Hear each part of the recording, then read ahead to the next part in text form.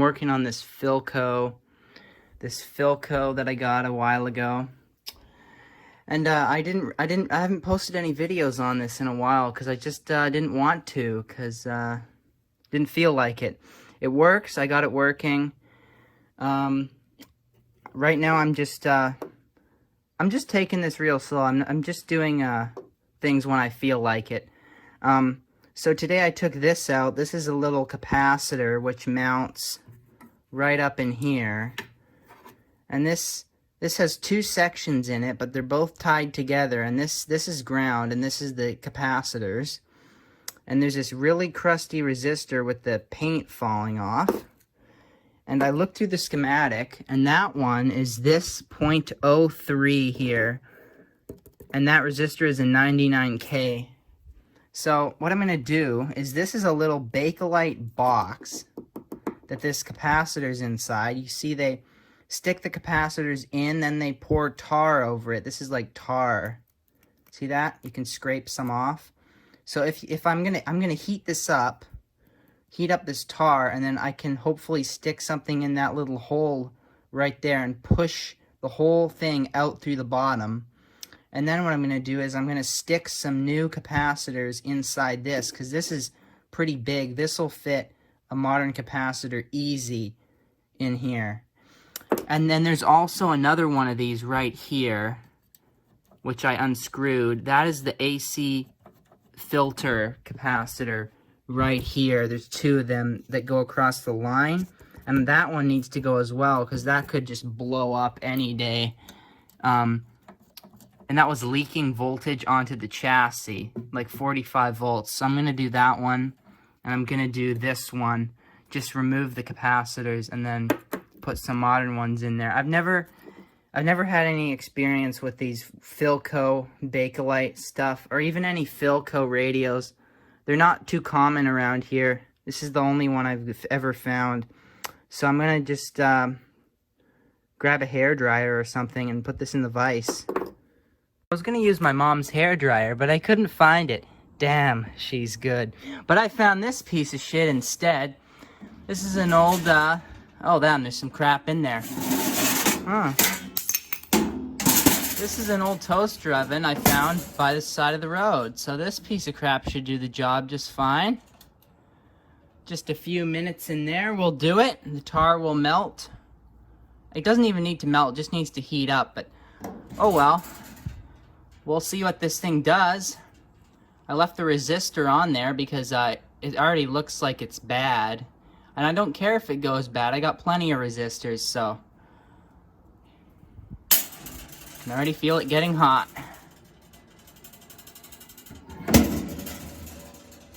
Well, it's been like 1 minute. I'm starting to smell it already.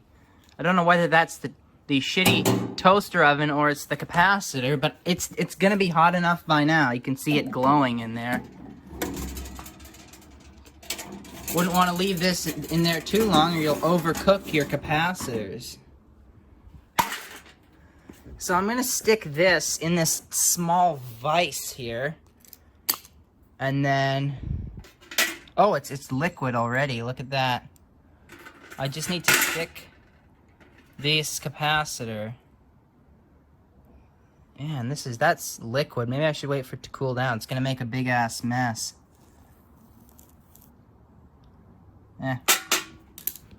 I clamped this in there, and now I should just be able to push this and the whole thing should slide out the bottom. And my screwdriver just went in there because it's so soft. Come on.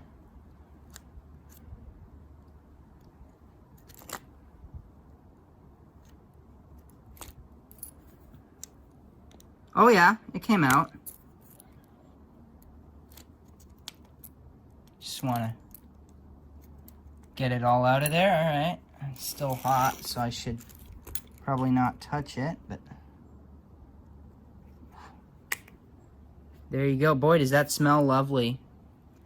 So I kind of need two hands for this, but there you go. There's the capacitor. The capacitors, and I put it back in there to try and melt the rest of the tar out. But here's the capacitors. See, they got those super thin wires which go to them. I wonder if you can unwind these. This is just a layer of paper and aluminum. So here it is all cleaned out. That's as good as I'm gonna get it. I just heated it up and then I cleaned all the tar out with a screwdriver and a paper towel. Very nice and clean, ready for some new capacitors. I'm gonna get the other one out now and we'll do that one next because this is actually pretty fun for some reason, melting tar. So there's two more in here, but this one is the cathode bypass capacitor for one of the tubes. So this one is perfectly fine. This is never gonna short out. It has such a low voltage across it. It's never gonna short out. This one's perfectly fine. I'm gonna leave it alone. It's not causing any problems. I'm gonna leave it. But this one is really bad. This needs to go. So I'm gonna unsolder this right now and then we'll get this one out and we'll do it. And here's capacitor number 2. I just got it out. It has some white shit oozing out of the bottom. What is that?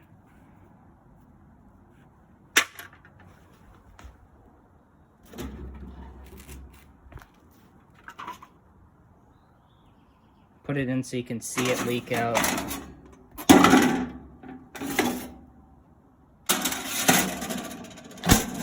It's an old RCA I parted out ages ago. I cut up the cabinet.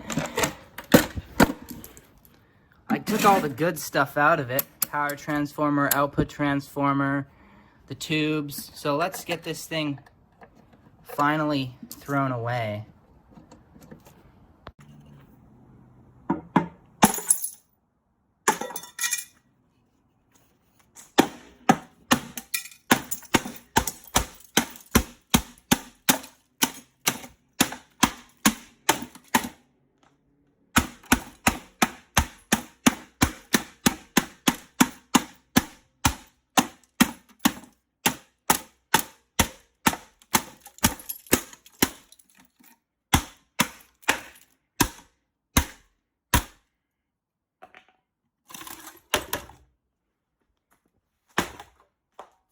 Ooh, good quality.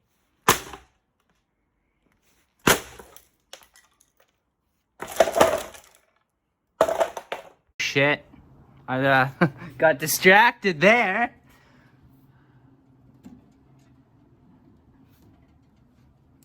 Oh well, that's what happens. God, that smells horrible.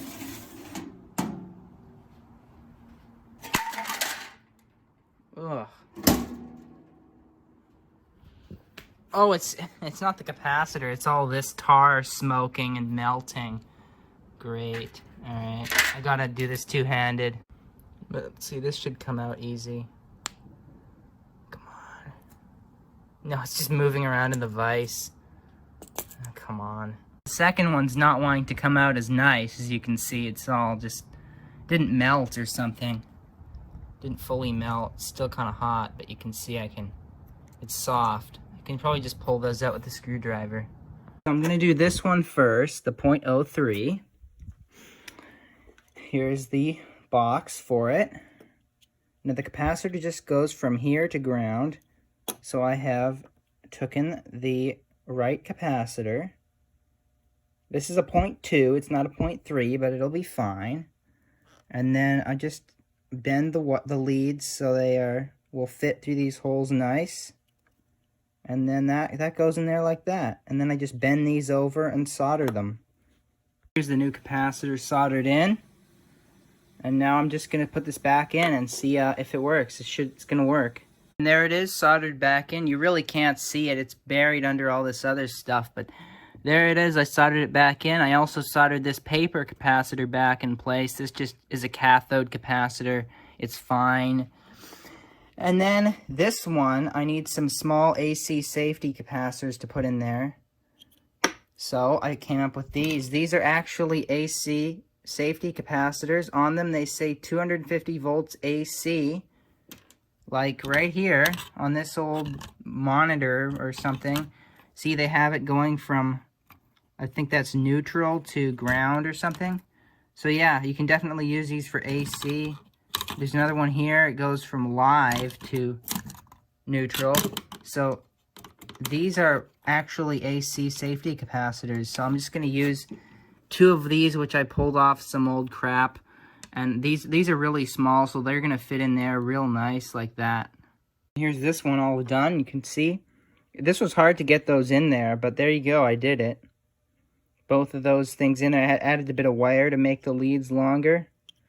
So I'm just going to put this back in, and then we'll test it out. And here's all the parts I've replaced so far out of this radio. This is a Philco 630B. And here it is now. It's not done yet. There's probably still a few more that need to go. But I've just resoldered these in, this one, and then there's this one. I had to add some extensions onto this power cable to make it long enough, because I cut it instead of desoldering it, because I was lazy. And then this is installed, and then this one's installed. You have to put the bolt back on, because that's the ground point. Anyway, now I'm going to just fire it up. Here it is ready for testing. I got the antenna hooked up. It's just a green wire. And the speaker's plugged in. Here's the cabinet. It's in pretty good shape. I think someone's removed all the finish on this part, though. It looks too dull compared to, like, the shiny part. Philco. It's got this cheesy, what would you call that? Like a cameo type thing there. That dial glass, pretty cheesy. Anyway, I'm going to just plug it in to this light bulb, 100-watt light bulb.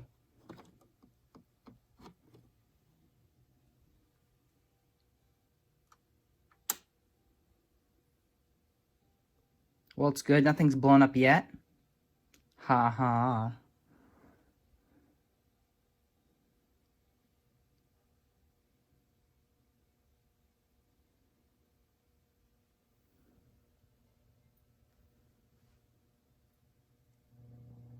Ooh, and it works. So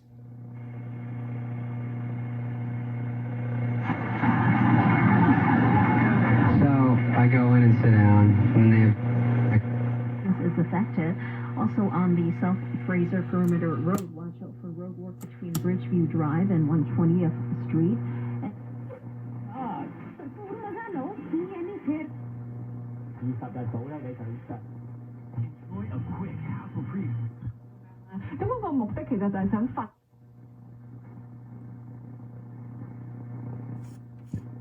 And going over the bridge all the way to down.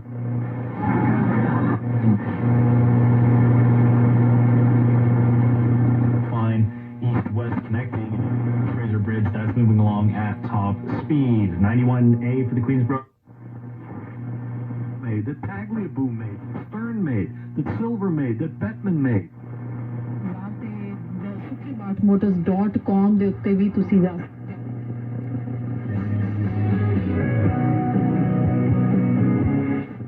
That's about it for our selection of stations around here. There's nothing I like to listen to. It works good, though. That's nice.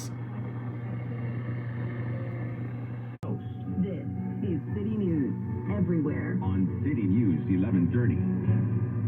Mondays on City TV. You're still love? Bachelorette Gabby and Rachel continue their journeys to find love.